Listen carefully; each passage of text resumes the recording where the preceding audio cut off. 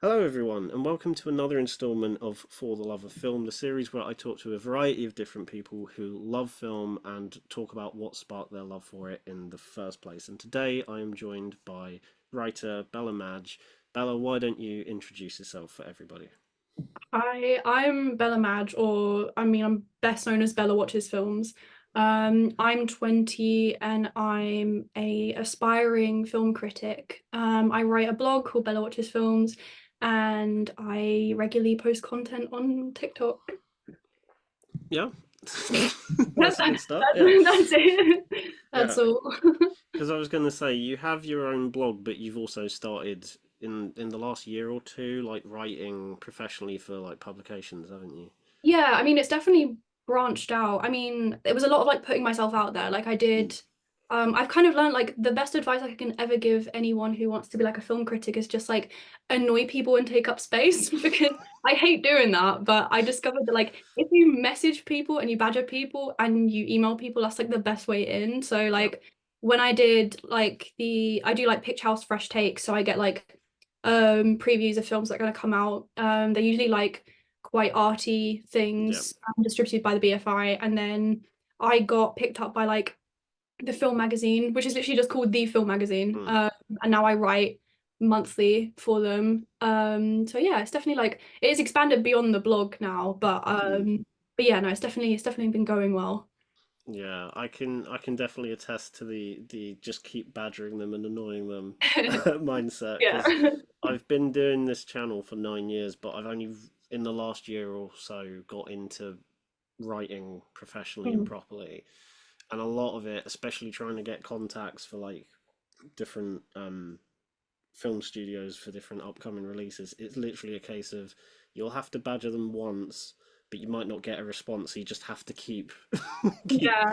going It's so after them. annoying as well because you want to like it's like the patience of having to wait. Like I pitched Mm, to a magazine and it had been like a week and I was like I can't I was mm. like I have to email them now and be like, oh, have you given me an update? Like have I got it? Like I don't know. Yeah, it especially because I don't know if you've said you've obviously tried applying and for writing for different publications. Have you tried at all like applying for like screenings and stuff? Because Not that's a whole yet. different that the No. waiting game for them is Yeah. I've learnt the hard way that it's very much a case of like sometimes you'll get in, sometimes you won't, and then sometimes they'll just completely ignore you. Right. And it can get very annoying. Get Yeah, very I annoying. I would struggle with that a lot, to be honest. Like I'd end Mm. up pestering people way too much for that. Yeah, it's a whole different ball game, but applying to different publications is also quite. I've Yeah. learned over the last year that it's very trial and error Yes, for a lot definitely. of publications. Yeah, I think that's the thing. It's like I when I like learned of like a magazine I could pitch to, Mm. I'd like my family would always be like, slow down because I'd write a pitch in a day and be like, I'm done. I'm gonna Yeah, email this today. And they'll be like, take it easy because you want to like make sure you stand out. And yeah. like my like brain, I'll just want to keep going and going. So like taking the time to like really perfect something to make it stand out in Mm. like a crowd of emails is like too difficult for me to write and to be like, right, I want to know now if I've got it or not. Like Mm.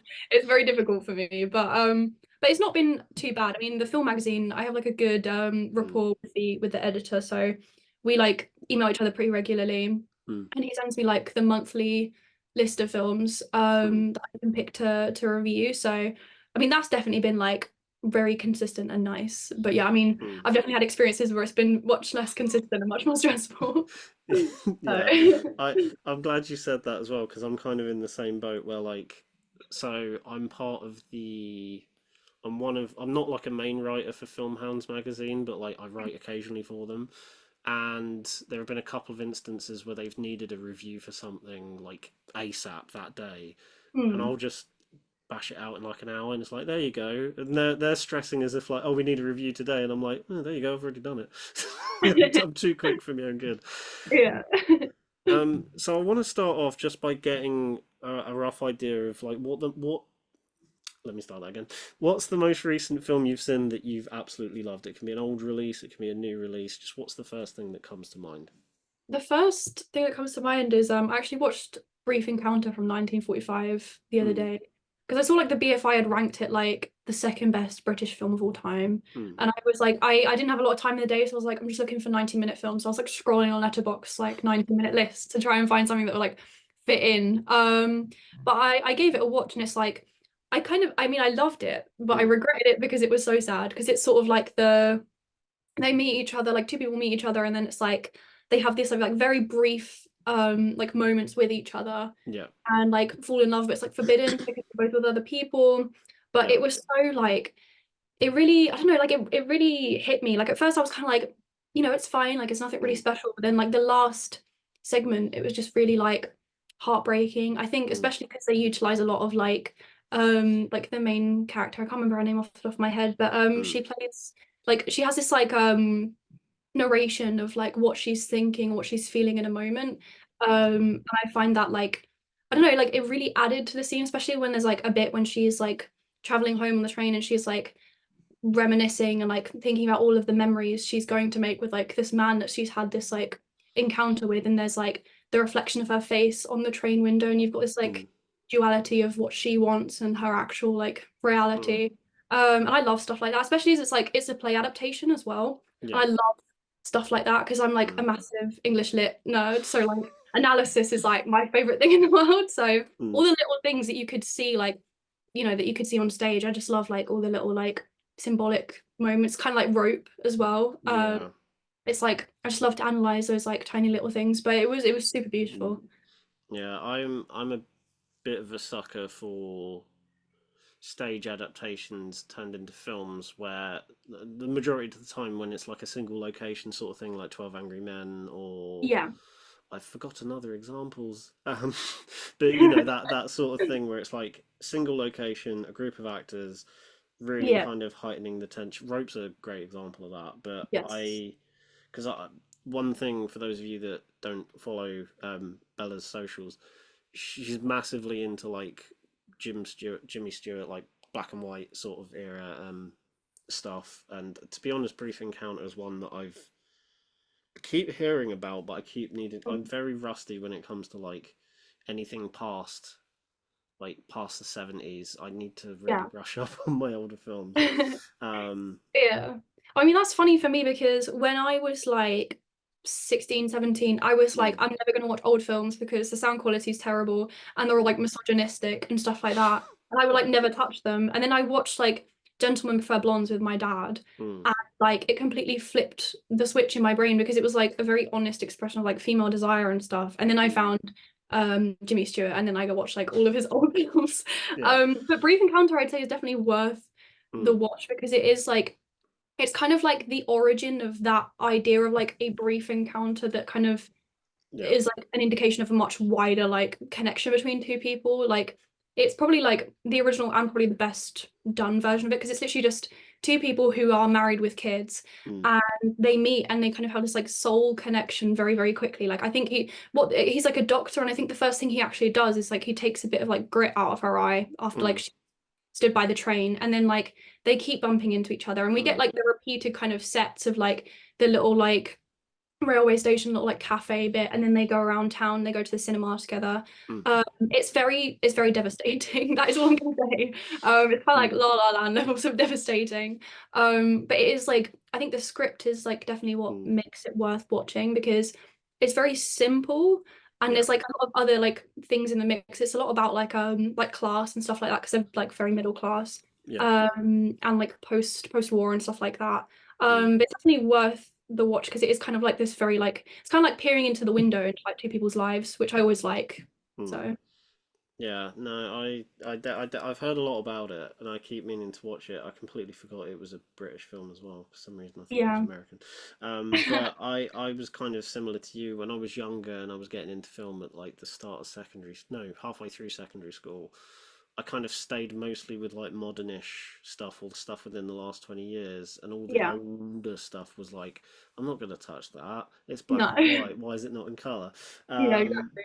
but it's in like the years that when I was at college and then going into university, I kind of just specifically sought out stuff that was highly recommended or stuff that is usually like at the top of best of films of all time sort of lists. And I've gradually made my way through that, and I've kind of off the back of that, develop my own taste of older films, and I think that's kind of the best way to do it. It's either that Yeah, or you get introduced to older films by like a family or a friend. yeah, Because like if I hadn't have done that, then I wouldn't have found films like Seven Samurai or 12 Angry Men or yeah. um what's that film? It's not Umbrellas of Cherbourg. It's the other one. Oh, I know. Young I know. Girls of Rochefort, I think. Yeah, Yeah, like yeah, I do like Umbrellas of Cherbourg, but yeah, I just prefer the like in your face colours of yeah. of the other one. I'm yet to see them because like Marta and Mm, McFly, she like recommended some to me because I was like I need to get into like not more obscure but just like I don't know like different cinema, mm. and she was like try all of these. She also recommended me like Donkey Skin, if you have seen that, which I've was yeah, crazy. I like it was not because she recommended that like one of the first things she recommended to me like I think was that, and I yeah. messaged her. I was like that was like nuts but in the best way, and she was like oh I had like a cold. She was like I would blame being delirious. I should not have given you that recommendation first, because I was like I watched it and I was like Mm. why is the donkey like shitting jewels? Like we'll never know. Like that's never explained, but I will you know. admit I've got the because the French New Wave stuff is the kind of the one main area I've not delved into because I find it a bit daunting because some people love it, some people hate it. Yeah. I do have the Criterion Jack Demy box set, and at the moment, I think the only films of his I've seen are the two musicals. Yeah.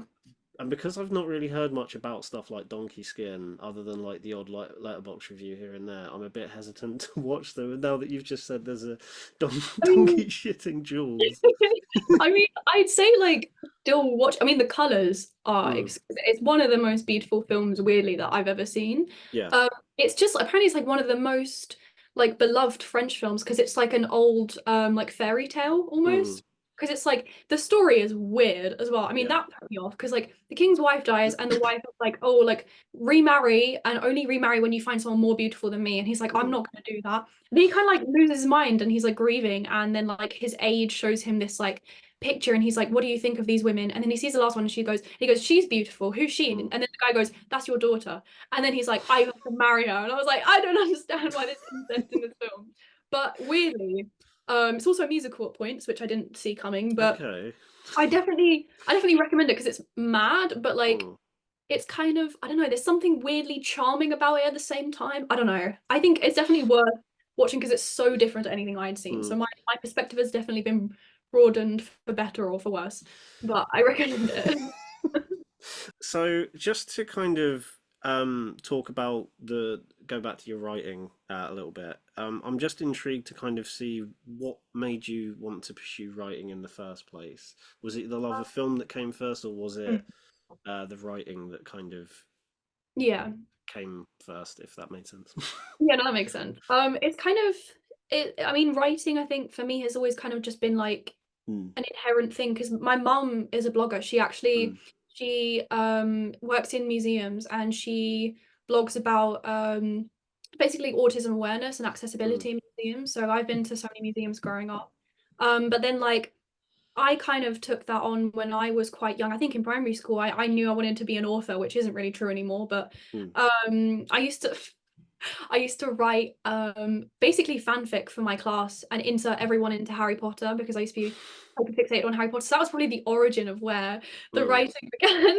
And then like it kind of morphed as I got to like my A levels. Like I took mm. English at A level and then like was kind of exposed to like drama and poetry. So I started to write a lot of poetry because I'd never really done that before. Yep. And then about like a year ago, I was kind of in a rut because I left school early because like it was not the best environment for me. And then I was kind of like I knew that films were like in the back of my mind because I'd like grown to kind of love them more and more over like last few years. Mm, And then I think it was like April last year, I literally just was like, I'm just gonna open a blog on Substack and see where it goes. And then mm, like it gave me like such a passion because I like could explore and create my own style. Because if you look at my early stuff, it's like a bit rough around the edges, like it's very flowery, there's very long sentences because I was kind of just like working out my niche. But mm, now like I was very lucky to have like advice from people like Robbie Collin, and mm. then that can kind of help me in like the right direction. And now like having stuff published and edited has kind of helped me like realize like I can hone my craft. Yeah. Um, but films is definitely like the driving force of that. I say like film gave me like a purpose when I feel like I didn't have one, I Yeah. say. Like I discovered I mean, I always say like the big thing for me is like I love like human experiences in films because like I don't always understand people or things. Mm. And then like when I watch films, it kind of gives me like a little bit more of like a different insight into Mm. things. And I only really realized how exciting like films could be when I was like 15. I think when my parents first showed me Baby Driver, I was like, wait, Mm. films are so cool. Like I'd only really seen like a lot of 80s films, and then Marvel was really what I Mm. grew up on when I was like 13, 14. And then I got into stuff like Edgar Wright, and I was like, oh my God, films are so exciting. And then Mm. yeah, and then I just like realized I was like, I really want to write about it. And then I just kind of used my like writing skills I developed probably Yeah. from A level, and then just took it forward with me and started, yeah, like writing as often as I could. It used to be more consistent than it is now because I'm Mm. much busier with work outside of the blog, but it used to be like, yeah, 3 posts a month or something like that. I was reviewing everything that I watched, which was crazy because at one point I was considering reviewing the new Hotel Transylvania, which was so bad. So it's probably good that I pared it back a little bit. But Mm. yeah, I think it's definitely always been there. I realized about a Mm. year ago that films are something I really wanted to get into, and now it's just become my whole life. So yeah. Mm. Yeah. Um, and I kind of wanted to ask on top of that is because you've been open on your TikTok that you're part of as autism. No, that's not the right way of saying it. The You're part on of the the yes, you brotherhood. are on the autism spectrum as am Yeah. I, and I just wanted to kind of get an idea of like how that's influenced not just your writing but also how you look at film. You kind of alluded to that a minute ago, but just kind of Yeah. how you perceive film and how you write about it with that knowledge in mind. Yeah. I mean, for me, I think my autism's like it's very like sensory. I wouldn't say it's necessarily social. Mm, I think it's a lot more like how my brain understands and perceives things. yeah. And I think for me often like it's not like a negative, it's never really like that much of a negative thing. It kind of like it's like it puts different lenses on my glasses on how I see things, I guess. Yeah. But I think for film, like it kind of gave me yeah, a way to understand people and things when I just felt like I couldn't Mm, really, I guess. And I think like it's easy when you're hyper fixated on something to just like let it take over your life. And I feel like that's kind of what happened to me. yeah. And I think for my writing, it gives me a very unique edge because Mm, you do just see things. I think that's why like autistic people who are creative are just they have insights that no one else does because your mm, brain's working in a completely different way. So when I write or like when I'm going to promote my work to like a magazine, I'm always like, yeah. I'm autistic and this will give me such a unique little Mm, insight into things that other people won't see. So I always try and I add like, I don't know, like I make sure to add my passion into writing. I think that's why mm, people connect with it and people read my stuff because I think like when you're hyperfixated on something and you talk about it or people read it like or you write about it like yeah. you put so much love into it. I think people just kind of click with it. So I think like I can get very like critical, I think, of my own work because I always want the emotion that I'm kind of like holding in my chest to translate really well to Mm, people. I can get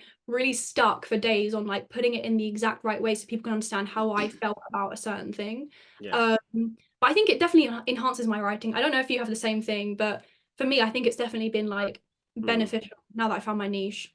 Yeah, no, I completely agree. I've never, weirdly enough, and again, this kind of shows how expansive and different every people on the autism spectrum could be, because I've never really viewed films. I think I used to, but I don't do it anymore, where I kind of view them in the sense that like I can learn things from a film about how people act and then kind of Yeah. apply that to my everyday life, which I Yeah. used to a little bit, but I've now just kind of I take films for granted a little bit more. Mm. But the joy of my writing is I have a double whammy of my autism and dyspraxia, which means Oh. when I, similar to you, like I will go to write something for like a publication about like a review of a film, and I will know exactly how I feel about it. But then the Yeah. dyspraxia comes in, and I'm like, I've got thoughts in my head, but I can't word it properly, Yeah. and it becomes this like fight between like, well, I know what I want to say, but then I just end up like regurgitating the same words over and over again. I'm Yeah, like, I'm not properly getting it across. Like, exactly. Yeah, I get point the of my exact existence. same thing. Yeah, I get the exact same thing. It's like I think I often turn to films if I'm going through something. I will often turn to films to help me process what I'm going through. Mm, A big one was like All of Us Strangers. When I watched that, it weirdly like I yeah. wrote about it and it kind of felt like it met me at the right time with what I was like Mm, emotionally experiencing. yeah. But it's like I had the same thing. I had to review Seven Samurai for the film magazine, Yeah. and I'd never seen it before. Mm, And I really like I came away from it, and I was really shocked by like how Toshiro Mifune's character like had so much vulnerability, which I mm, didn't expect because he was sort of like the off the wall crazy one. And then yeah. there's like that scene where like he's holding the baby, and he was like, "This is me," and I was like, Mm, "This is really surprising." And I was like, "I really need to write about how this like yeah. touched me because it did kind of." Talk about the human experience as like a whole and stuff and honor and stuff like that. And then I was sitting there Mm, for like a full like hour just like I need to get this right because like this is how I'm feeling. How do I get mm. that across in word form? Like it's a very tricky process when you want to get it like exactly right. Yeah. No, I'm glad you pointed out All of Us Strangers as an example for that Yeah. because there's this website that I occasionally write for called the Cinematique, and for London Film Festival last year there was a group of us all attending these press screenings, Yeah. and we kind of divvied it out in the group like, okay, you're covering this, I might as well cover that. That means I can cover this, Yeah. and I was so glad that I took on All of Us Strangers as a film to write because after watching it, I was like, I have so much to say about it Yeah. because it ruined not just me but everyone in the screening room. Yeah, And definitely. I've said that, I mean, when I've spoken to other people on this series that were at that screening, all you could hear during the credits was just like that, just like echoed throughout Yeah. the room. I bet. I'm surprised the aisles weren't full of like people's tears, but it kind of writing about a film like that was quite, and again you can probably agree to this as well, like there's specific it maybe not be the whole film but there's specific aspects of it that really Mm, resonate. And I think, again, I've yeah. spoken to other people about this on the series, is like there's one particular line where I think the dad says to Andrew Scott's character like, I'm so proud of you, and then Andrew Scott goes like, I haven't done anything to be Oh, proud yeah. of. And it's just a really simple line like that. Again, Yeah. knowing the context of the film, it just kind of hits, you know, Yeah. yeah, it is, There's yeah. there was the bit that got me that was like he was with his dad and his dad was like, I'm sorry I never came into your room when you were crying. And then he gives him Mm, the hug and then in the mirror it's like it's the young Andrew Scott, like when he was a kid. And yeah. I'm Oh, done. I'm done now. I can pause it and have a little cry because that was like it was crazy how emotional that was. Like it wasn't a mm, perfect film, but Andrew mm, Scott's performance was nuts because you could mm, so perfectly see him as like as an adult and as a kid at the same time. Like yeah. it was so nuanced and so Mm. so so sad. Yeah, it's one of those films where like it's not perfect and there are flaws, but I can happily overlook them because the emotional resonance of the film is so strong, and it Yeah. nails that aspect like to a T, that like I can kind of overlook any ifs and buts of, Yeah, around it. that's fair. Plus the performances are all great. We could spend like an hour just talking about All of Us Strangers, but I don't want Yeah. to start crying again. No, me neither. Let's not do that. Yeah, I've seen it once. I keep debating whether to watch it again, but I'm just like, I can't put myself No, through it. I I really honestly can't. wouldn't. I don't think I could do something like that. It's like Kung Fu Panda 2 for Mm, me. I watched that when I was a kid and we had to pause it because I was crying so much. Like I sat in the corner of the room crying and I thought I could rewatch it because I was like 17, I mm, think. I wanted to give it a go. mm. I had like a box of tissues and I was just gone. So I think it's best to just not revisit films like that. Just open old wounds again.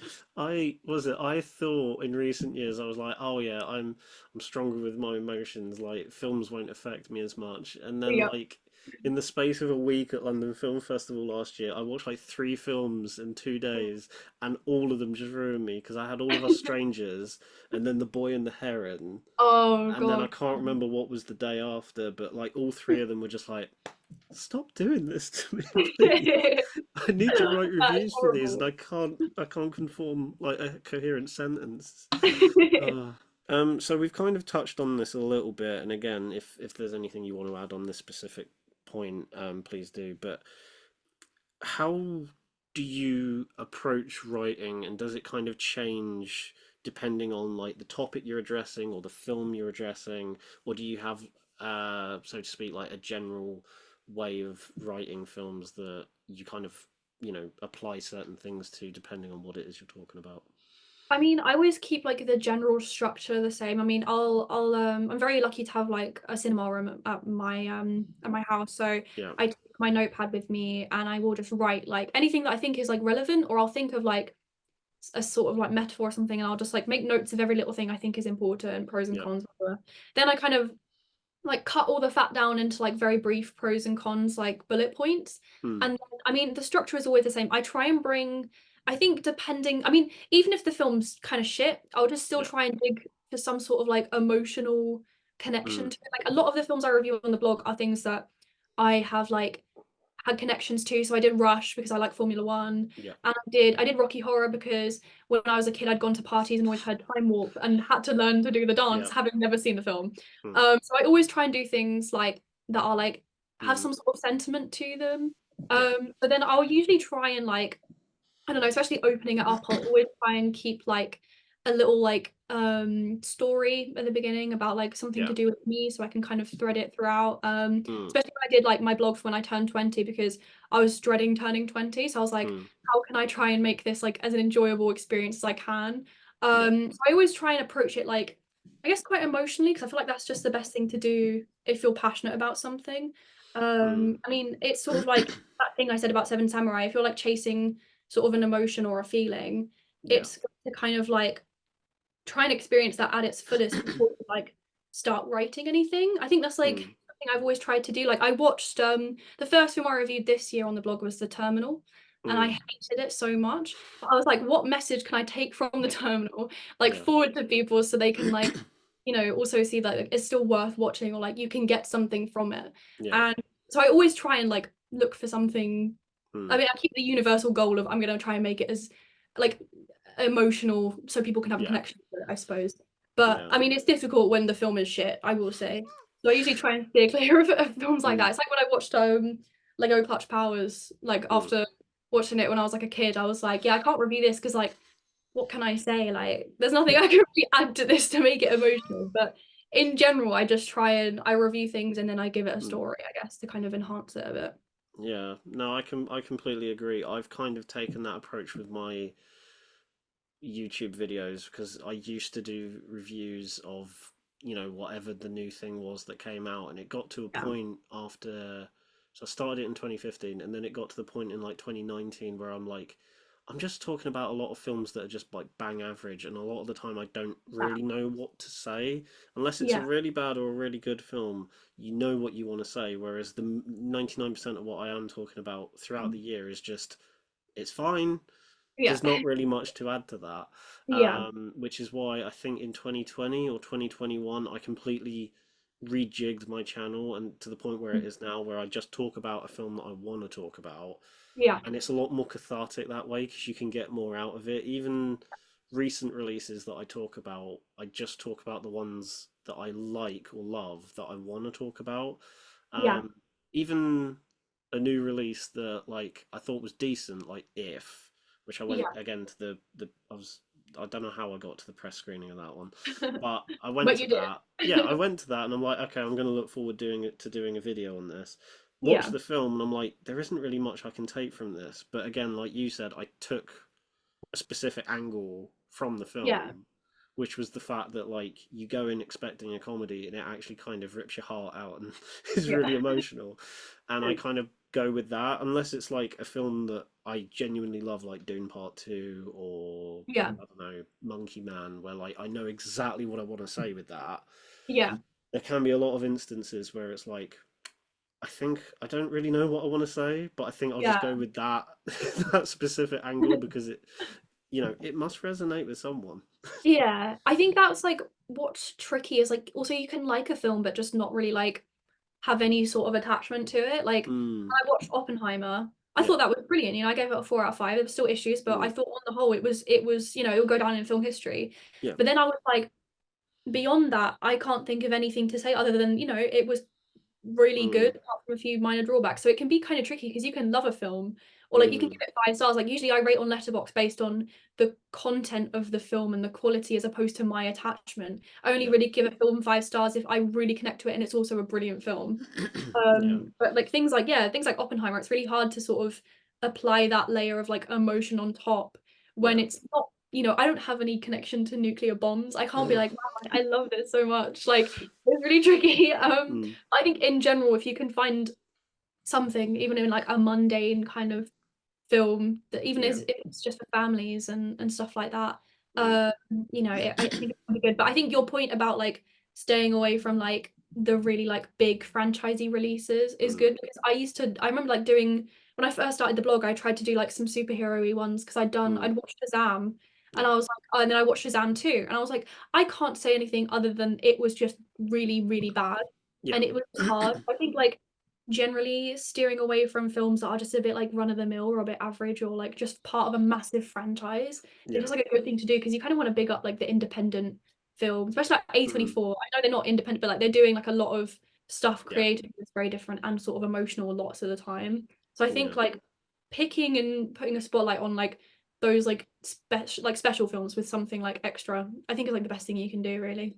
Yeah, no, I totally agree. I try and keep my channel as positive as I can, but I try and cover, I suppose because videos on YouTube is a slightly different beast to writing, where you've kind of got to keep talking about the big stuff because otherwise no Yeah. one's going to give a crap, which is a bit annoying because you do Yeah. get smaller films that just kind of fall to the wayside, which is a massive shame. But like I try and keep it as general as I can, and Yeah. occasionally there are big films that or like big franchisey things that I can find. It's like I wanted to do a video on Godzilla X Kong or whatever the bloody hell it's Oh, called. yeah.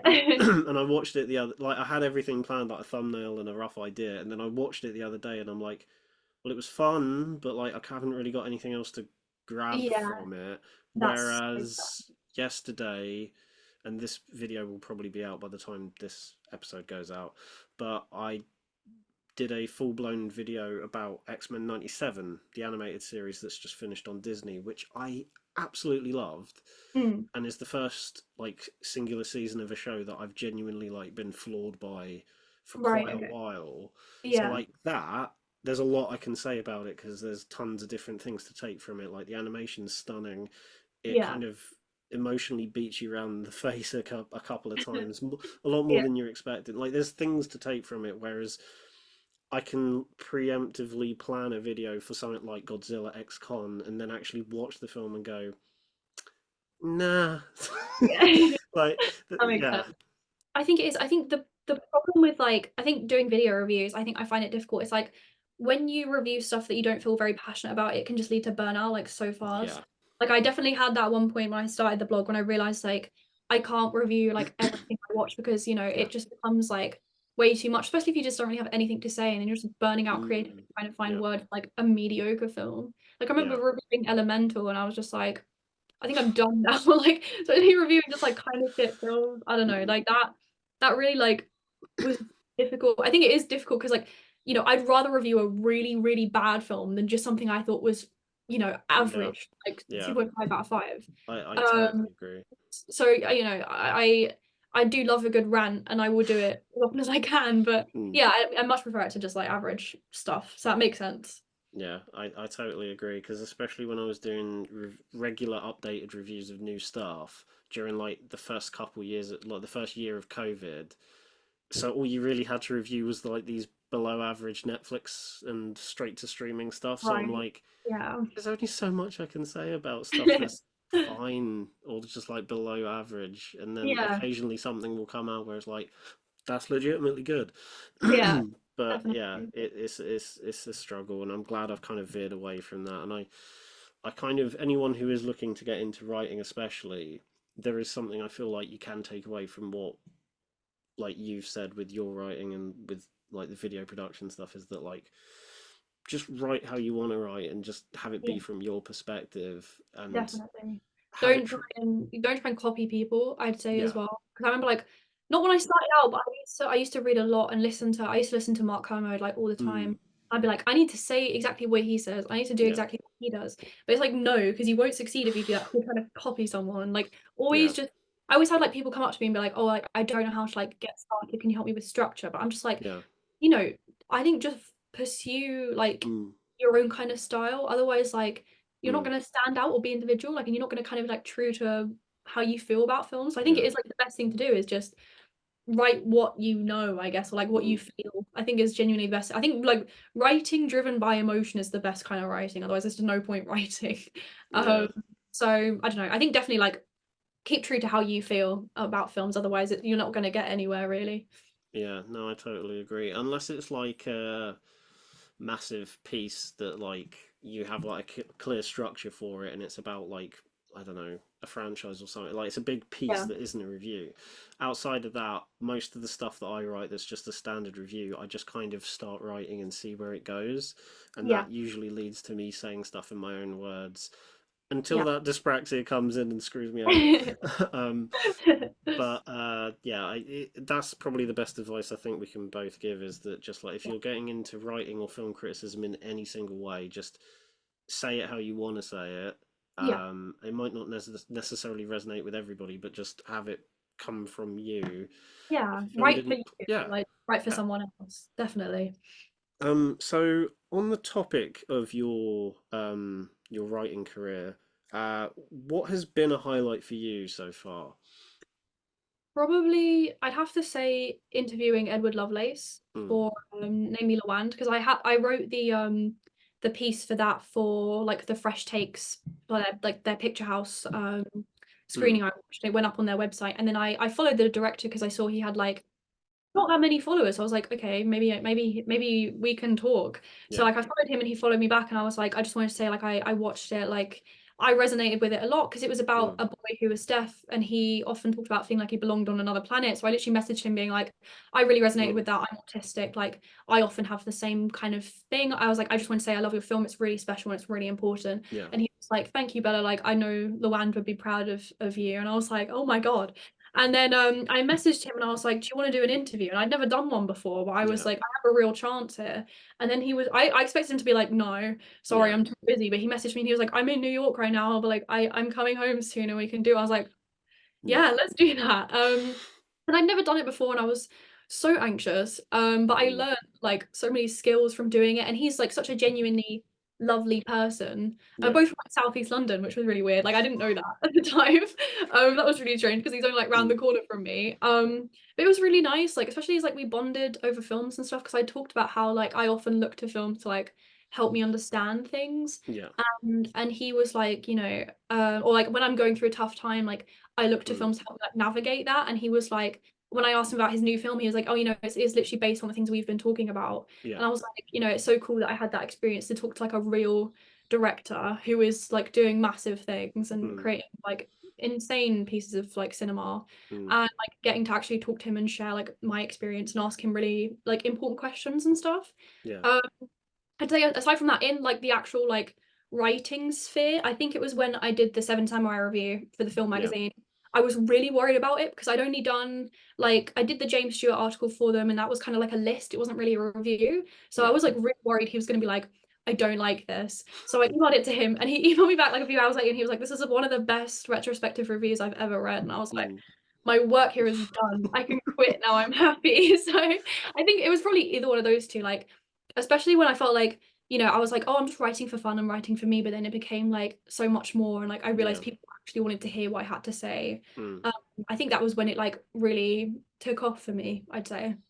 yeah. No, I remember seeing you post about that Will Lovelace interview, and I was like, damn, that's the director I've actually because sometimes I've seen interviews where it's with the director, and I'm like, okay, that must be like an indie director, but I've actually heard of him. I've actually heard of Will I Lovelace, and okay. I'm genuinely intrigued. And I was like, okay, that's pretty cool because I've said this to a few people. I do want to start like interviewing Yeah, industry people. I love doing this series so I can talk to people that I actually know and yeah, talk to people about the shared passion that is film.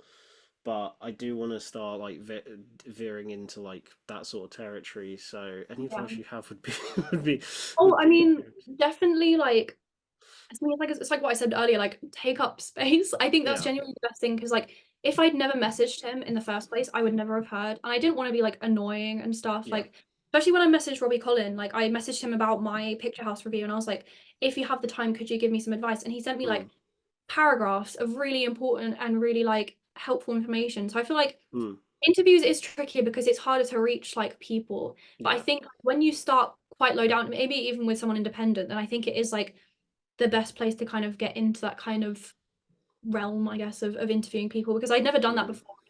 That was like pretty much like on a whim. But Mm. I feel like the other thing that is like also good, I think, is like interviewing like people that you know like, who are like mutuals and stuff. Because I had Yeah. like a few ideas planned to interview like a few people I know about like who are getting into directing or like screenplay Mm. writing and stuff. Because Yeah. it kind of gives you like I think it's scary putting yourself in the deep end because I don't know why I started with a real director. Like that was Yeah. I was terrified. I felt like I was meeting like a celebrity. I was like shaking. I was like, I really love your work. But like I think it's good Mm. to start also with like people that you know because I think you can build up your comfort Yeah. level. I mean I didn't do that, but I think it's best to do that, especially if you're starting out. Yeah. Um but I think yeah, it's kind of it's just a point of annoying people, like finding their social media and just annoying them or emailing them and be like, do you Yeah. want to do this with me? And offering them like to promote the hell out of whatever they're doing. So Yeah. yeah, I mean it is scary but definitely worth doing. Just annoy Mm. people.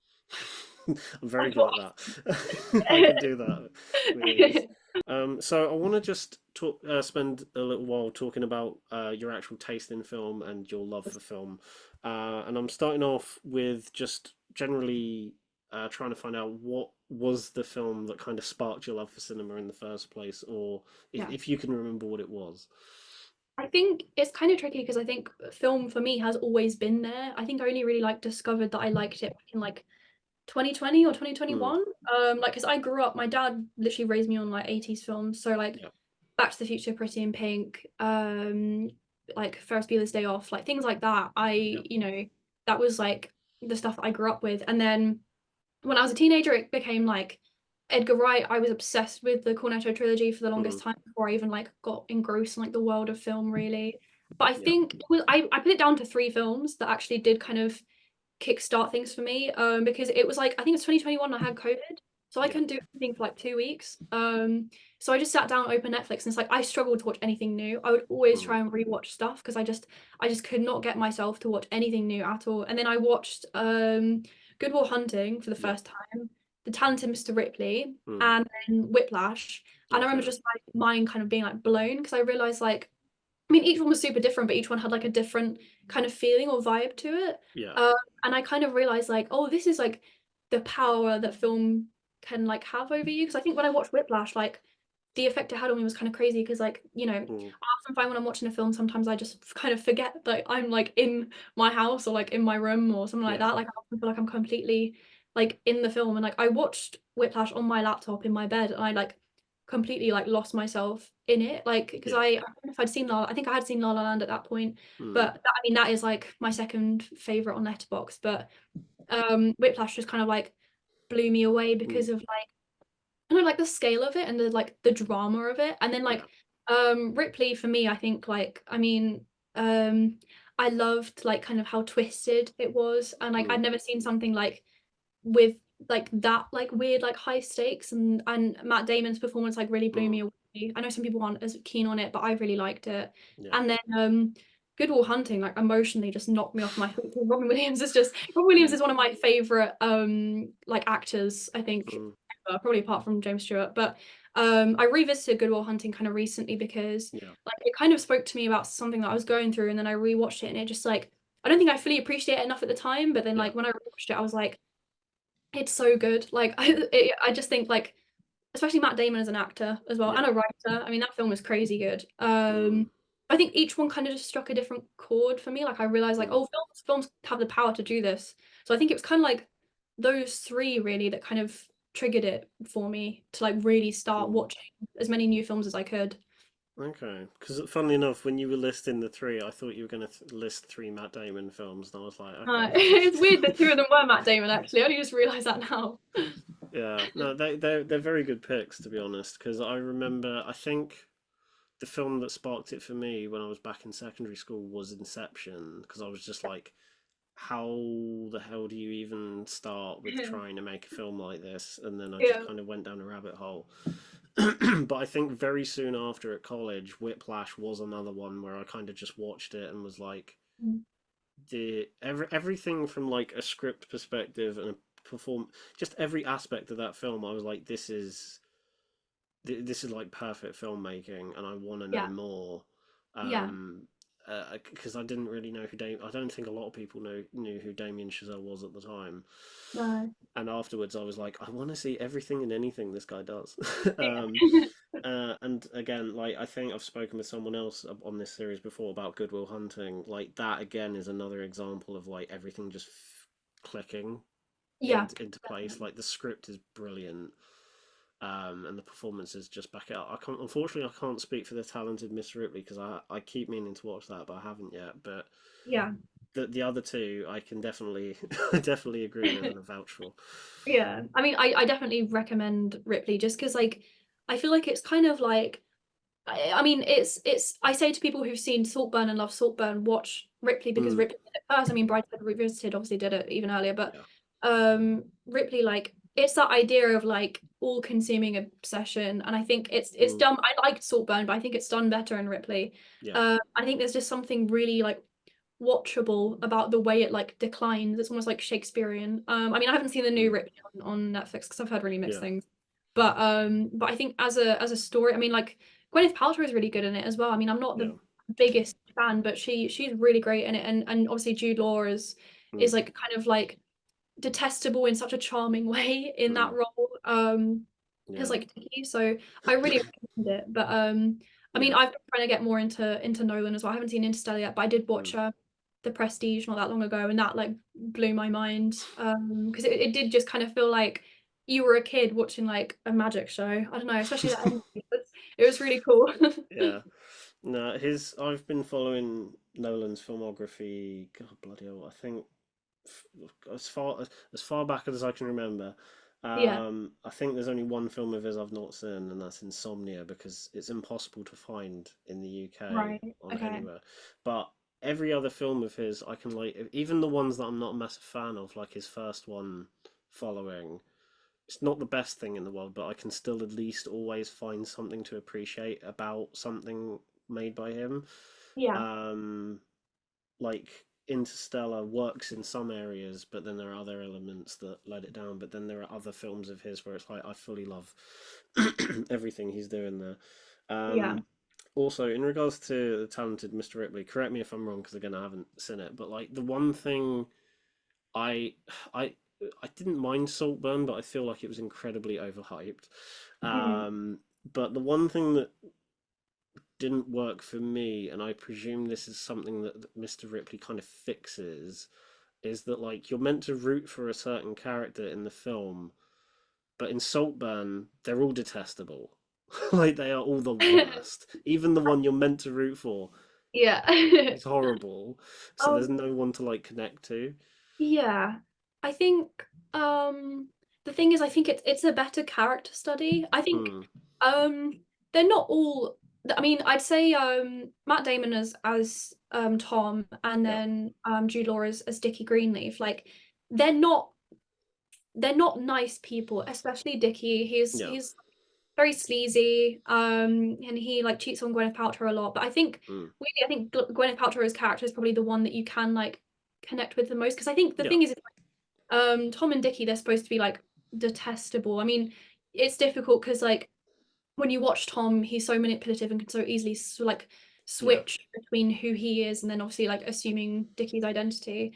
Um, it's like I think Gwyneth Paltrow in the mix or like in the background is probably the easiest one to click with because she's kind of like a pawn to all of the deception that's like going on. Yeah. So I think it does do that better than Saltburn because I think yeah, in Saltburn you don't really find any characters to kind of Yeah. click with. And I think like the tension between the two like male characters is so much better done. I Mm. mean, I know everyone was kind of either loved Saltburn for the shock factor Mm. or hated it. I Yeah. think Rick obviously doesn't do that, but Yeah. in the ways it does kind of explore the tension between the two of them are much better than what Saltburn does, which is very in your Yeah. face. But I think they're very difficult to compare because although it's sort of the same kind of trope, they are Mm, so massively different. And, completely different directors, completely different like eras. mm. Um, but I mean, I liked both, but I think I'd probably rather watch Ripley just because I feel like it is just like a much more Yeah. engrossing story. So I definitely say give it a watch. I think it's Mm, 100% worth it. But yeah, I was definitely part of the people who did like Saltburn. mm. I know so many people. I've seen so many mutuals who just detested it and did not Yeah. understand. I mean, I really like Emerald Fennell. Like I Mm, loved Promising Young Woman. I mm, loved it more than Saltburn. I gave Promising Young Woman 5 out of 5. I mm, think her mind is amazing. mm. But I understand the grievances with Saltburn, but I don't think Yeah. it's as bad as everyone was saying. I think the people who aren't British don't get it as much. I think that's also the Yeah. other thing. I've seen some American people being like, "Oh, Mm, like I don't understand because Emerald Fennell's like upper class and this film's all about like eat the rich." But I'm like, yeah. that I wouldn't factor that into my criticism if I'm being No. honest. I just critique the film as is. But Yeah. yeah, no, I'll stop ranting about Saltburn now. Don't I feel like I could rant about it because like it's one of those weird films where it's like I liked it when I first watched it I liked it more than I hated it, but then the more it sat with me the more things didn't quite, not that they Yeah, didn't sit well with me, the more it was the fact that like, well, I didn't like a single character in the film. yeah, Then there's that whole section where they go back to, I can't even remember the character's name, where they go back to his actual parents' house and they're fine. Like yes, if that whole, I've had many rants with friends who have seen the film, and we kind of but all agree in the same thing, which is like if you took out that one segment of the film, the events would probably still happen as they did, and it would kind of be a lot tighter. But that one scene just kind of annoys me because it's like it doesn't need to be there, but it's there, and it's annoying. yeah. But there's a So lot of other things where I kind of thought like people were over hyping the shock value, and I'm like, I watched it and I was like, I've seen worse, like in terms of the content. I've seen yeah. more shocking stuff.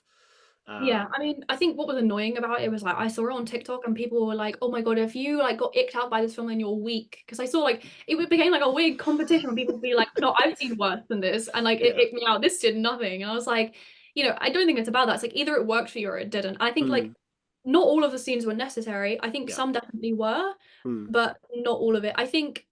I think Emerald Fennell in her mind wanted it to be like a seductive mm, film. And I think it definitely is that. Like it's kind of like how intoxicated Oliver is with Felix. yeah. But I think like I mean the grave scene, I've personally like I remember my parents watched it and they were like they just didn't want to talk about it. But I remember my dad being like, that scene wasn't needed. And I was like, no, I really agree. I think the whole film is like, I don't know, the whole film is like very, very like addictive. And I think that's Mm. why I like it because like cinematography and stuff Oh is yeah. just nice. But The but film on top looks of it, stunning. Like it's one yeah, of the best looking films of last year, without a doubt. yeah, definitely. And But I think it drew people in, but yeah, but I think it definitely wasn't like the best film yeah. in the world. Do you know what annoys me even more about that grave scene is the fact that like in the context of the film, I was like, yeah, that was weird, but I kind of just forgive the film for it happening.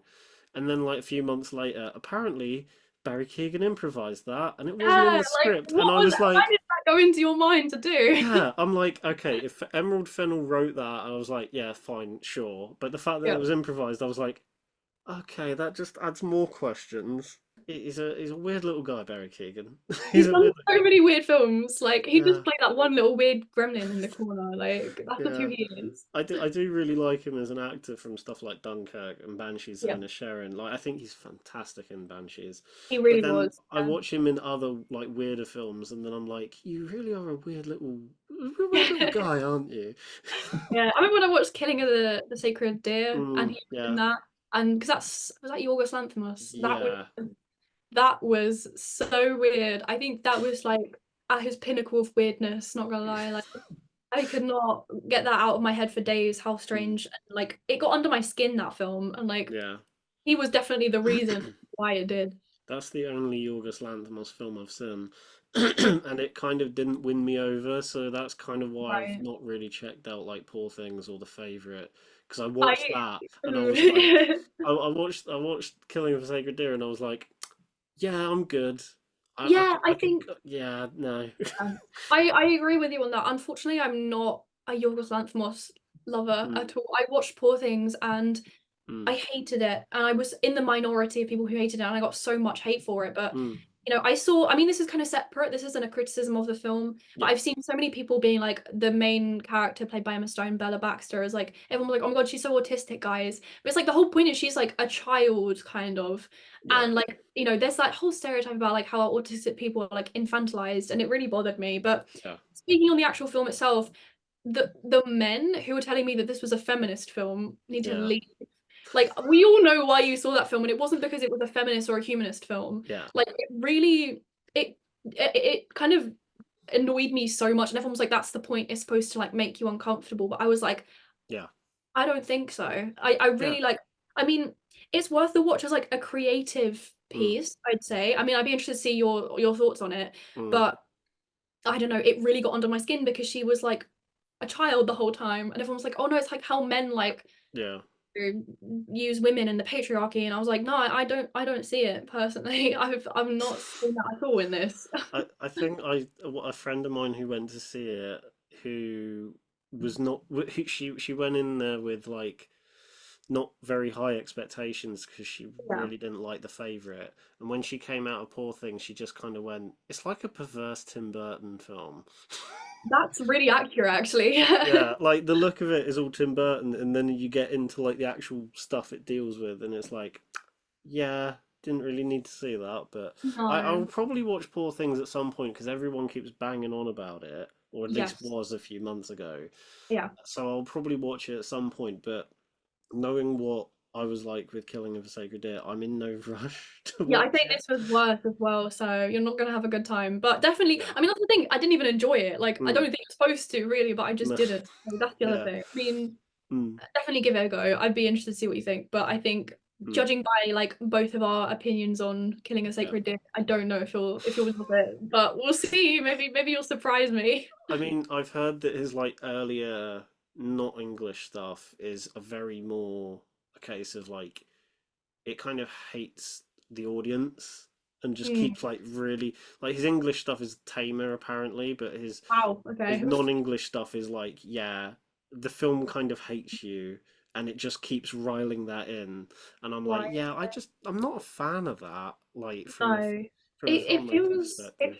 very like hostile and kind of Mm, like just very vile, I think, to yeah, watch.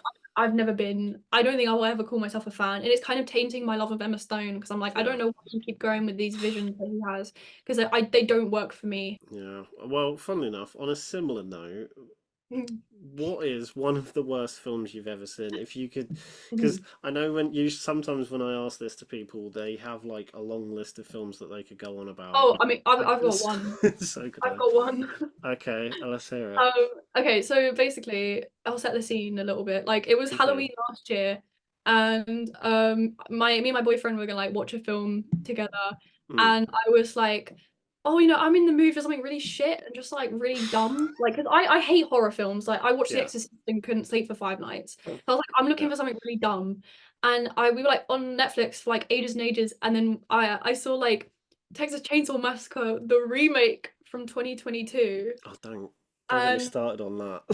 that was probably the worst thing I will ever see in my entire life. Like, I think the only way I can sum it up is like that character who had like she'd been in a school shooting and Yeah. she got over that trauma by shooting a gun for the last 20 minutes. Like, it felt so like pro gun laws at the end. I was like, I don't Yeah. even know. I've not seen, to be honest, I messed up and haven't even seen the original. Yeah. So this was even worse for me. But by far, the Yeah. worst. I don't think I couldn't even think of a list. That's the first one that came to mind. It was the worst thing I probably will ever see in my life. It was awful.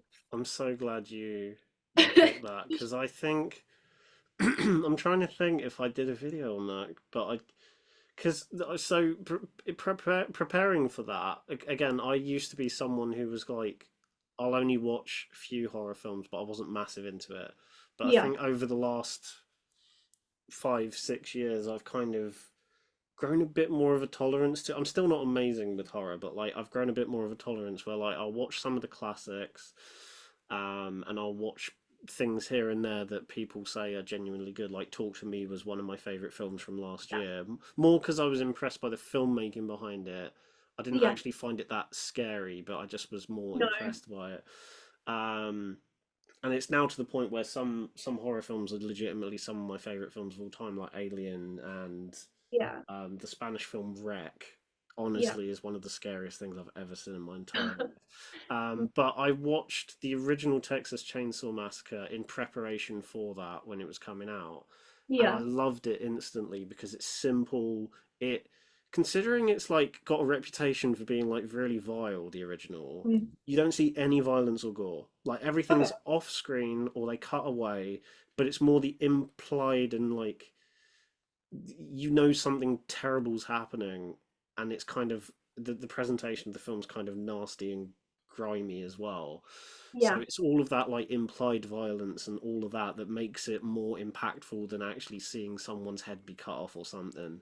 Right. That's Okay. why I love the original because it's in your face, it's kind of dirty and nasty, but it's also like I'm not going to show you the violence, but you know what something's nasty's happening just to the left or to the right. And Yeah. then the 2022 one exists, and I was like, okay, I've not got high hopes, but I'll give it a go. And it starts off decently, and then just goes. I think from the point where I think Leatherface is actually released, and then he starts killing people. That's when it goes downhill, and then you get that Yeah. horrible scene on the bus, which is just so dumb. Oh, it was so stupid. I It's remember so that. dumb. It Like was so I funny. thought from the first like half, I was like, okay, he's just stabbed a cop in the neck with his own like Oh, wrist bone. That's kind of like clever, yeah. like in terms of a kill. Yeah. But then like it got dumber as the film went on, and then you get It to that bit with like the school shooting thing, and it's like, literally. really? They tried to give her like depth, but it didn't work. Like it was so stupid. I think the problem with it is Mm, also just like they kind of realized it was shit. 'Cause I think it got passed around a bunch of times before Netflix actually picked it mm, up. I can't yeah, remember, but there was so much gore. I just feel like that's they realized like, oh wait, this film is just really terrible. Like let's yeah, just shove loads of gore in it and then maybe yeah, people will, like slash watch it. yeah. But like even like that final scene, like what the fuck? Like the car, like what the advert which was like for the car, like what was going on? And then he like comes back and then she died. Like, oh my It. God. I feel like the other issue it has is like it was very late to the party in trying to do what like the Halloween sequels and the Scream sequels were trying to do, which is like Right. being Reboot. like yeah, like a reboot, but like bringing back a fan favorite character and having it all Yeah. link in together. And then Texas Chainsaw Massacre kind of came in way after that trend had actually kind of worked with Yeah. Halloween. And by the time it did it worse. Yep. And it's just like you just have an old lady trying to kill Leatherface, and I don't care. Oh, so stupid. I just like I don't know if I really regretted watching it because it was dumb. I mean, that's what I asked for. I wanted Mm, a stupid film, but I don't know yeah, if I wanted a film that was that stupid. Like I feel like I kind of made a mistake because it was literally Halloween and I was like, oh, yeah, this was something like, just a bit dumb but still kind of mm, good. No, this was it turned out to be the worst thing I've ever mm, seen. So it was definitely yeah. memorable. Oh So, yeah, it's definitely memorable. Well, you say that I completely blanked it out of my head until you brought it up, and I'm like, oh god, I have oh, actually I've seen I've that. reopened the trauma. I'm so I've got sorry. like PTSD now from that. I suppose I'm kind of glad that like it kind of exists in its own bubble, where to the point it's not going to affect my enjoyment of the original. Whereas Right, I yeah. know there are some sequels where like they'll just keep like digging a hole for the franchise to the point where you Yeah. go and try and watch the first few and it's like no, I know what's coming ahead in like the future films. This is just kind of Yeah. all kind of ruined, whereas that's thankfully not going to affect my enjoyment. Yeah, Thank that's god. definitely good. Yeah. um so before we get to the end, I just want to ask the big question that I like asking everybody, and I like trying to see what different people's answers are for this one. If you were stranded on a desert island and you could only have 5 films with you, what are you choosing and why? I went down the route of comfort films Hmm. because I feel like if I'm trapped on a desert island, like I just want stuff to remind me of the good times. So Yeah. I've gone with a really wide range of films. So I started off instantly, I was like Philadelphia Story, number one, because Mm. that's my favorite like classic Hollywood film. Yeah. I've watched it like 4, 5 times and Yeah. it's never gotten old. Like I think like Hepburn, Grant, and Stewart are like such a good combination, so powerful on screen. The Yeah, story is so like very romantic at the end. Like I like it's one of those films that I can just get completely lost in. yeah, Um, so definitely that for starters. Then I went Jurassic Park because that's like kind of like a comfort film. Like I've seen it quite a few times now. It reminds yeah, me of I play like I do like the Lego games with my brother and sister. yeah. So we play through like the full thing and then we Mm. platinum them. That really reminds me because I did Jurassic Park with my brother. We did the whole thing. Yeah. And I mean, I love that film to bits. Mm. Then I did this one is probably like a bit of an odd choice. I did Indiana Jones Temple of Doom, but only Okay. because it's so stupid. It just really gives me like it really It's I did it's something. stupid for good reasons compared to Texas Chainsaw. Yes, exactly. And it reminds me of the time I first watched them, which was just like a Yeah. really fun time. Like it wasn't that long ago that I first watched them, but I Mm. had a really exciting, fun time watching Mm. them. So I went for that one rather than the other ones though, because it's so like I always find it so silly. Like I rewatched it recently with Mm. a friend who'd never seen it. And Mm. he ended up really enjoying it because the set pieces were so good. And I'm like, no, Mm. like it's stupid. So you need to see it for its stupidity. But then I went for the second Harry Potter film because Yeah. I had to I had to owe something to my like 4 year long hyperfixation. And I'd say like I feel like the first and second are probably like the most comforting. I feel like the second Yeah. one is really the scariest, but the first Mm. two, 'cause they're by Chris Columbus, like Yeah. it just has that like very comforting, warm Mm. Hogwarts vibe to it. And then for number five, I went for the animated classic Robots because that's one of my favorite animated films. I love I'm that sure everyone else choice. would, but I'm sure everyone with like really serious picks for like no, I love Robots. I rewatched it again like recently with Mm. some friends, and it's like a 5 out of 5 film, and it's literally one of the best animated films of all time. So I wanted something that's gonna be like funny and comforting. Mm. I've watched that literally since I was a kid, and I watch it now at the age of 20. So I found it funny ever since like I was a Mm. kid. So I feel like that would be like the best pick. I just want stuff that's just gonna make me laugh, I Mm. think, really. I mean, I can definitely attest to the pick for Robots. I haven't seen Robots in years, but It's so good. I'm similar with The Emperor's New Groove. Like I've Yeah, watched that tons as a kid. I still watch it a lot now because I still think it's Disney's funniest film to date. it is so good. Yeah. Um, and yeah, I love the picks you've got there. There's a nice variety with the Yes. stuff you've picked. There's stuff that's personal to you. There's stuff that's a bit from like every style and every kind of genre because you got the fantasy with Harry Potter, you got animation with robots, you've got I don't know what genre does Philadelphia Story come under? I feel Uh, like I feel like it's kind of like it's not a rom-com, but it's just romance and comedy, I'd probably hmm, say. I don't know. okay, but yeah, I really like those picks. And I kind of, even though Chamber of Secrets isn't my favorite Harry Potter film, I completely understand why you've picked it because, like you Yeah. said, the first two have like a weird like warm feeling to them, Yeah. whereas the third onwards it just gets darker and darker and darker. Yeah. I mean, Um, the third one is my favorite. I yeah, think the like directing style, because it's Alfonso Cuarón, I yeah, think it's like visually the most creative. It does the story so well because you've got such mm, cool characters like Lupin and Sirius being yeah, introduced.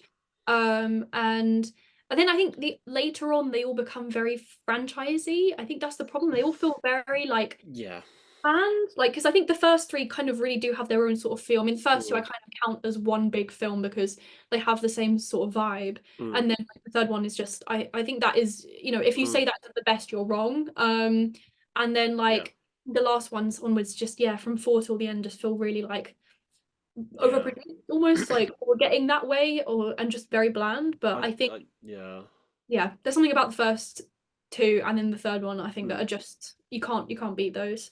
I totally get what you mean. Especially pretty much every film when David Yates took over Yeah. got stuck in like a stylistic rut. Like, don't get me wrong, the films are still good. That like, Yeah. but it just becomes a bit.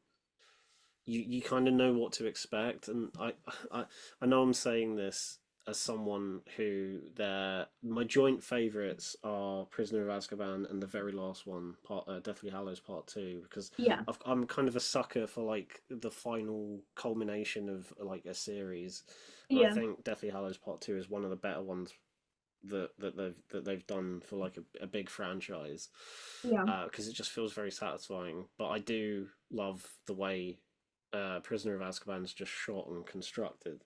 Yeah. But I do have a soft. I've always had a soft spot for Goblet of Fire because it feels like kind of the last one in the series that had a little bit of personality to it. Yeah, I would Um, agree with that. Yeah. yeah, to an extent. Plus, it's got my favorite score of the series. I love John Williams, but Mm. the Goblet of Fire score just hits different. It just Yeah, hits it different. does. That's so fair. Yeah. But I think yeah, there's something about the first. I think the second one. I think this is not controversial, but I don't hear people say it often. But I think the Mm, second one is probably the scariest. I don't know if it's just because when I was a kid, I found the mm, idea of like a massive snake being in the walls, like and talking mm. to you that only you can hear, really frightening. But Yeah. I mean, it wasn't even my favorite book. I think the third one was still my favorite. But there's something Mm, about that film that was just like I don't know, like yeah. it's just the right amount of scary and then just the right amount of like fun Charming. sports Yeah. times. Yeah, like especially Yeah. with Kenneth Branagh being in it. Yeah. He was the perfect Lockhart. He's so great in it. Yeah, I do get what you mean. It's like just the right level of kind of unnerving, especially with the fact that like in the first film everything was fairly safe, so to speak, in terms of like the kids Yeah. are not going to be that harmed. Obviously, you had the chess match at the end, but the second one is where you start to realize like, oh Christ, some of these kids could actually die Yeah. in this process. Yeah. And I think from yeah, I like the Harry Potter films are a weird one where like I can very easily pinpoint weaker ones than others, but I love all of them kind of Yeah. equally. So, one last question before we wrap things up, and it's just a general one to end on. What films coming out this year or in the future that you're looking forward to? They can be right around the corner or like several months away, but what are the kind of the first things that come to mind that you're Um, kind of excited to see? I think it's tricky for me because often like a lot of my time is spent Hmm. reviewing the films from like the past and stuff, but Yeah. to seeing Anora at like the at Cannes, Mm, I think the Palme yeah. d'Or, Sean Baker's.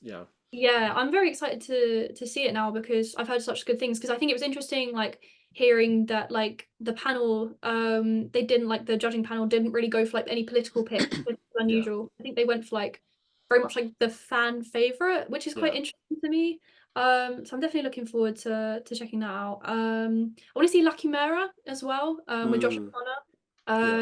Like I've heard really good things about that too. Yeah. I mean, unfortunately, like Challengers didn't really hit for me, but I thought he was probably the one. I think he was the best bit about it. I mean, all three were great, but he Yeah. was really good. So definitely those two for sure. Yeah, I keep hearing great things about La Chimera. Like everyone I know who's seen that film just keeps saying how good it is, and I think Yeah. it's for some people just shot straight up to the top of their best of the year list. Wow. Okay. Um, and with Anora, I wasn't keeping a close eye on Can, but like I was watching from a distance. Like I loved seeing Yeah. all the memes about Megalopolis kind of not being that Oh, that great. it's crazy. The letterbox ratio is just nuts. Yeah, it just looks so bizarre. And then like the reviews for Furiosa were mixed. The reviews for Yeah. Megalopolis were all over the place. Um, and then I kind of saw people near the and the same for Kinds of Kindness. Like some people loved it, some people hated it. Yeah. Um, I heard Yorgos Lanthimos was upset because a lot of people walked out mm. of Kinds of Kindness because it was apparently like too graphic. I'm like, why? I'm not surprised. Like, of course it was. You know what director this is, right? Yeah, You should exactly. know Like, what. you know what you're in for. Yeah. Yeah, but I kind of looked at Cannes this year from a distance, Yeah. but I heard very good things about Honora. So I'm not a massive Sean Baker fan because the only film I've seen of his is The Florida Project, and I really Right. didn't like it Okay. Yeah. because I found the kids to be insufferable. Like the main kids that you're meant to kind of relate to and follow, I found them just like I don't like any of them. They're little shits. That's I mean, I haven't seen it yet, but everyone I have spoken to, I Mm, know that. I think you're like one of yeah. the few people I've heard who said they didn't like it, so I'm quite interested to see it now. I think it's iffy Mm. with child actors because they can be really annoying sometimes, unfortunately. Yeah, especially I think what annoy well, it's not an annoyance, it's more the fact that the thing that disappoints me the most about that film is the fact that they are the main focus of it. So if they don't Right. work, the rest of the film kind of falls apart. And there are good elements to it. Like the film looks gorgeous. Like the colors of the bright colors of the apartment buildings looks great, and Willem Dafoe's great in it as well, but it's just the kids. It's just the kids. You're meant to like attach them and like them for being mischievous, Right. and then they kind of learn the error of their ways. But I'm just like, no, they're just every time you're trying to relate to them, they then do something even shittier, and I'm like, no, I just don't Right. like them. I Yeah, will. that's I will admit I've not seen Tangerine or Red Rocket, which I've heard are like two of his better films. mm. But Florida Project kind of rubbed me the wrong way to the point where I'm like, a little bit like Yorgos Lanthimos, like because I've seen that one film, I'm not really in a rush to see his other stuff, even Yeah. though it's supposed to be like really good. I think that's the tricky thing. I think even when you love a director and you watch one that's kind of like a bum note, you're still kind of Yeah. like, oh, I just don't know if I want to keep going. Like I remember when Mm. I was trying to do all of Sophia Coppola a little while ago. I mean, I Mm. haven't yet, but I watched like, I watched The Beguiled, which I really Yeah. love, and I watched something else from her. I can't remember what it was. Then I watched Virgin Suicides, and I Yeah. was like, I didn't like this at all. And I was Yeah. like, oh, I'm just gonna like take a break from her for a while. And Mm. now I'm just kind of like, I don't want to.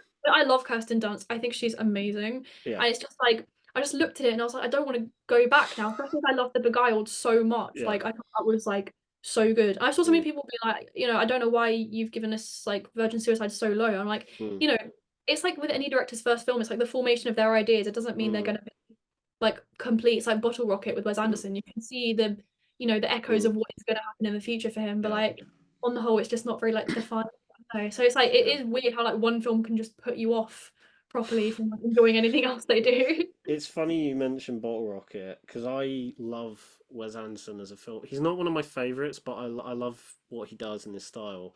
Yeah. Bottle Rocket is literally the only film in his filmography that I genuinely don't like. Everything else of Oh, his, okay.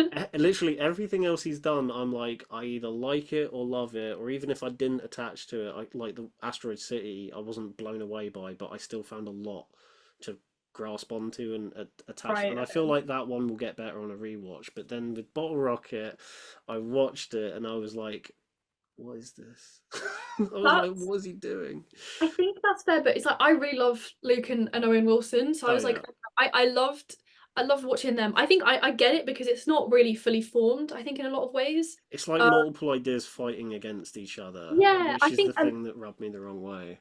that's fair, and I think a lot of the stuff you Mm. see in that film is stuff that he does do later on, and he Mm. does do it better. I mean, it's Yeah. funny you mentioned Asteroid City. I hate his new stuff. Mm. I love his early stuff because, like, Fantastic Mr. Fox, I proclaim as my favorite Yeah. film of all time, and Yeah. then The Darjeeling Limited is my third favorite on Mm. Letterboxd. I think that's like an incredible film, an incredible like Mm. study of sibling relationships. But like, his newer stuff I find really hard to connect with.